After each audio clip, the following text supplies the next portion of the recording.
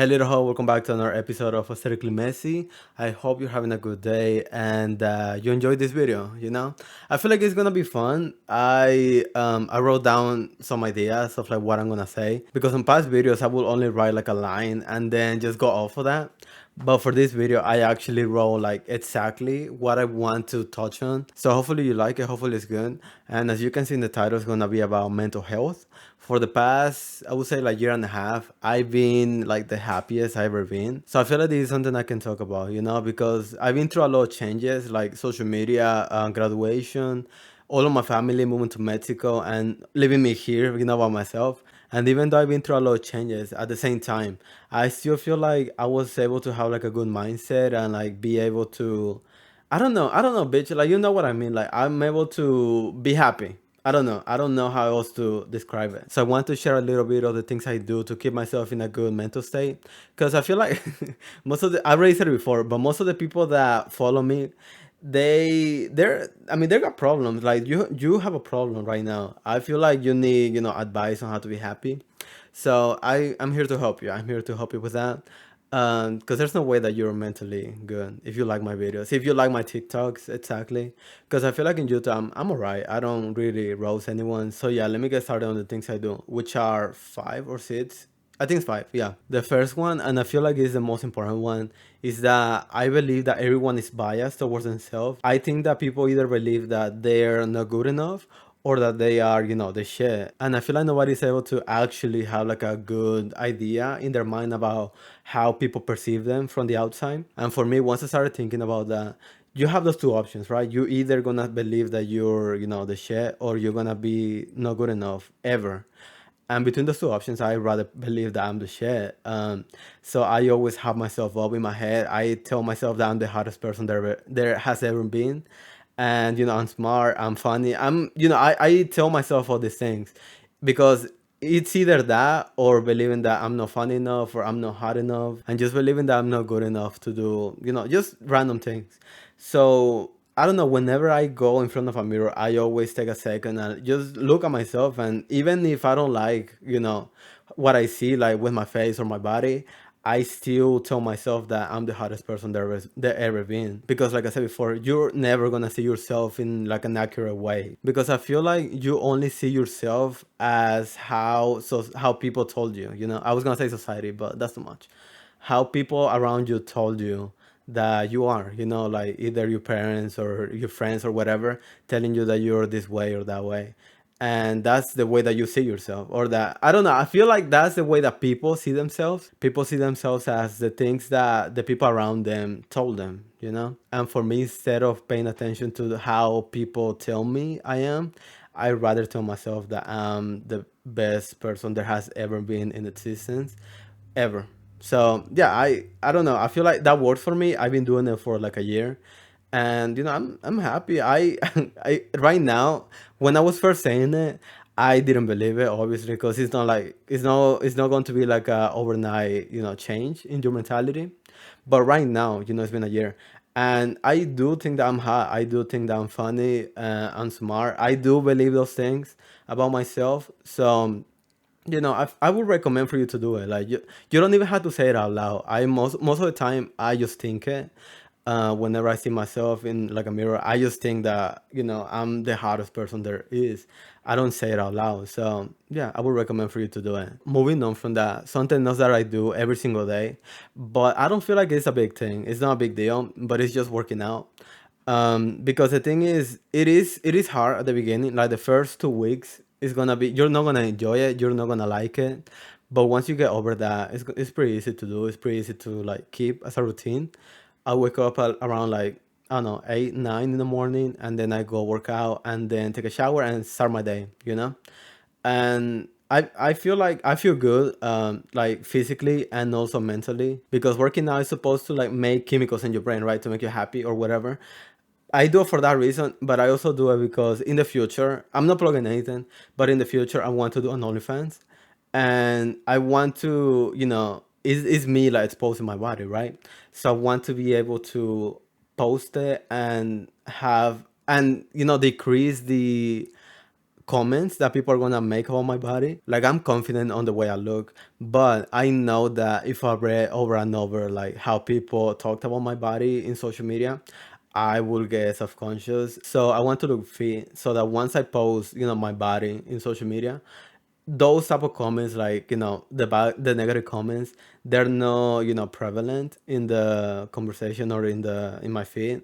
So those two are the reasons, the weird chemicals that you get once you work out, and also because of OnlyFans. I want to make money, so I feel like I'm gonna make more money if I'm, with society's standards of beauty. So I don't know, but like I said before, I don't think this is a big deal. I don't think it's gonna change a lot about how you are mentally, but maybe it will. It does for some people. For me, it's not that big of a difference, but I still do it. Okay, moving on from that one. This is a lesson that I learned that made my mental health like so much better, right? Growing up, and even as adults, we're told that it's not good to hold grudges, like you're supposed to forgive people and stuff like that. And I realized that that's not something that you should do, because the thing is, if someone does something to you that you don't like, or they do something with like a bad intention behind it, and you don't do anything about it, like you just move on and you just want to make peace with the other person. For me, I believe that if you do that, that's two things are going to happen, right? The first one is that you're going to be mad at yourself because you're still going to be thinking about it. You're not going to forget like that easily. So the fact that you have to pretend to be okay with the other person doing that to you, that's gonna make you feel even worse, because even if you try to move on, you're still gonna be thinking about it. Like you're still gonna have like random instances where you're gonna remember that it happened, and you're gonna be mad at yourself, and you're gonna be mad at the other person, even if you have to pretend that everything's okay. So it's better to just address it and to like set some boundaries. Like don't just move on from it. And the other thing that's gonna happen is that you're basically telling the other person that it's okay to treat you that way. Like if they do it again, there's not going to be any consequences because you're the bigger person. You're gonna let go anyways because you just want to be mature like a little bitch.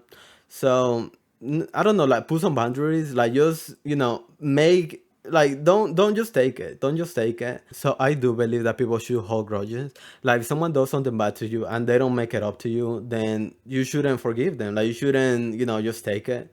There should be consequences for their actions, and that's not you being like a like an immature person. It's you setting a boundary and expecting people to respect it.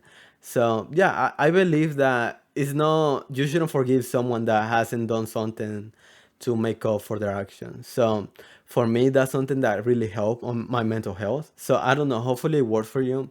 There's going to be awkward conversations because I had a lot with that with my family, and it's hard like at first to like bring this stuff up, but once you do it, like I don't know, 2 or 3 times, you kind of get used to it, and you get used to like, and people also get used to you like doing that, and they know not to mess with you. So yeah, you should hold grudges with people. But this is something that that I don't really tell people face to face. Like this is my first time saying it out loud, because whenever I tried saying this to someone, and they told me that I was being immature and that I should just forgive, and like they started bringing God into the conversation. And I don't know, this is my first time actually like verbalizing exactly what I mean when I say hold grudges. So I don't know. Let me know if you actually agree with it or not, because for me it works. For me, it's good for my mental health. So I don't know. Let me see. Let me know if you actually agree with them. Okay, those three that I've been talking about, those are things that I feel like relate to everyone. The next one that I'm gonna talk about is something that is more personal to me, because it's about music, right? And it's something that for me, like I'm really passionate about music, like singing, listening, like every aspect about it. Like music video, I don't know, just random shit about it. Like before I started doing social media, I wanted to be like a musician. I wanted to have like a career in music, but I realized that I don't really have the talent for it. So I just stuck with like listening to it. So something that I do now is that whenever I feel stressed or something's going on in my life, I try to go for a drive, and I try to play music as loud as I can and just sing along to it. And obviously listening to happy music makes me feel good, but something that works even better for me is listening to songs about like heartbreak and just sad stuff. and just turning that shit up and singing like as hard as I can. For me that really helps. For me, I'm taking everything now, like letting everything now. For me that's good. For me it helps.